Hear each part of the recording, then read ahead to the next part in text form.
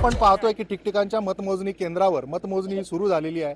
बारामती असेल, उत्तर पुणे जिल्ह्यामधले आळंदी, चाकण, शिरूर या सगळ्या भागामध्ये नगरपरिषद नगरपंचायती ही मतमोजणी सुरू झालेली आहे। मात्र मंचर नगरपंचायतीच्या बाबतीत आता जर पाहिलं तर या ठिकाणी मोठ्या प्रमाणात पत्रकारांची अडवणूक करण्यात येत आहे। आतमध्ये कोणत्याही प्रकारे शिरण्यास मज्जाव केला जातोय। निवडणूक निर्णय अधिकाऱ्यांना सातत्याने फोन करून देखील ते या बाबतीत कोणतेही उत्तर देण्यास सक्षम असे दिसत नाहीयेत। त्यांनी सातत्याने पत्रकारांनी फोन केले त्यांना। माझ्यासोबत इथं ज्येष्ठ पत्रकार डी.के. वळसे आहेत सकाळचे। काय सांगाल की काय परिस्थिती आहे नगरपंचायत? या ठिकाणी आमचे सगळे पत्रकार मित्र त्यांना विनंती करतायत की साहेब सगळीकडे महाराष्ट्रात लाईव्ह दिसते, आमच्या पत्रकारांना आत सोडा, पण त्यांनी त्याला ठाम नकार दिलेला आहे। वास्तविक आता मी 44 वर्ष पत्रकार क्षेत्रात काम करतोय।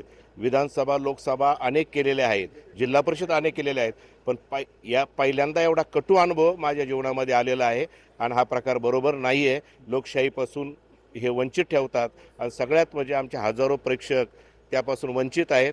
या प्रकरणाची चौकशी झाली पाहिजे। पत्रकारांना नो एंट्री असा प्रकार आहे आणि त्यामुळं शिवाय ज्या ठिकाणी बैठक व्यवस्था केली त्या ठिकाणी स्वच्छतागृह च्या शेजारी केलेली आहे, त्या ठिकाणी पिण्याच्या पाण्याचे साधं बॉटलसुद्धा नाही, पॅडसुद्धा नाही, TV सुद्धा नाही, पण निवडणुकीच्या खर्चात मात्र या सगळ्या बाबी ते लावणार आहेत। मंडप इतका फाटका आहे त्याच्यात बसूशीसुद्धा वाटलं नाही, पण त्याचंसुद्धा एवढं मोठं बिल काढतील। आमची मागणी आहे की निवडणूक आयोगाने इथल्या सर्व खर्चाची चौकशी केली पाहिजे आणि त्याचा पाठपुरावा सगळे पत्रकार या ठिकाणी करणार आहेत। अशा पद्धतीने आपण पाहिलं तर ही जी परिस्थिती आहे ती इतकी वास्तववादी आहे की जे त्यांनी सांगितलंय इथे स्वच्छतागृहा शेजारी असणारा हा मंडप आतमध्ये जाण्यास मज्जाव, म्हणजे इथे जाणून बुजून पत्रकारांना अशी वागणूक दिली का, अशी परिस्थिती आहे। पत्रकार संघाचे अध्यक्ष देखील माझ्यासोबत आहेत। काय परिस्थिती आहे इथे?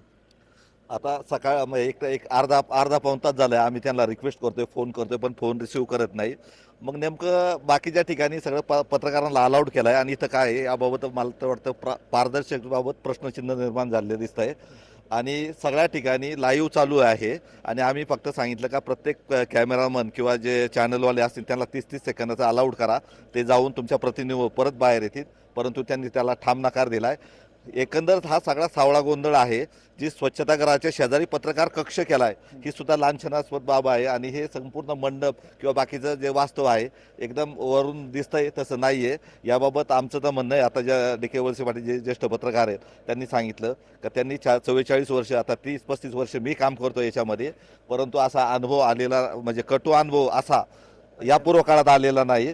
एकंदर सर्व पत्रकार नाराज आहेत, संपूर्ण इथं आहेत। मग हे आय कार्ड आमचं कशासाठी दिलं असा प्रश्न आहे, कारण हे फक्त आतमध्ये यायचं, इथं स्क्रीन लावली त्याला सुद्धा स्क्रीन चालू नाही आणि बाकीची व्यवस्था नाही। याबाबत मी तालुका पत्रकार संघाचा अध्यक्ष या नात्याने तीव्र शब्दात निवडणूक कामकाजाचा इथल्या जे अधिकारी त्यांचा निषेध करतो। अशा प्रकारे आपण पाहिलं की हे सगळे पत्रकार बंधू आहेत, म्हणजे आतमध्ये वार्तांकनासाठी आल्यानंतर खरं तर इथं सोयी सुविधा तर सोडा पण आतमध्ये जाण्यास देखील मज्जाव केला जातोय। आम्ही वार्तांकन नक्की कोणत्या गोष्टीचं करायचं असा प्रश्न पडलेला आहे। अविनाश पवार, NDTV मराठी, मंचर, पुणे।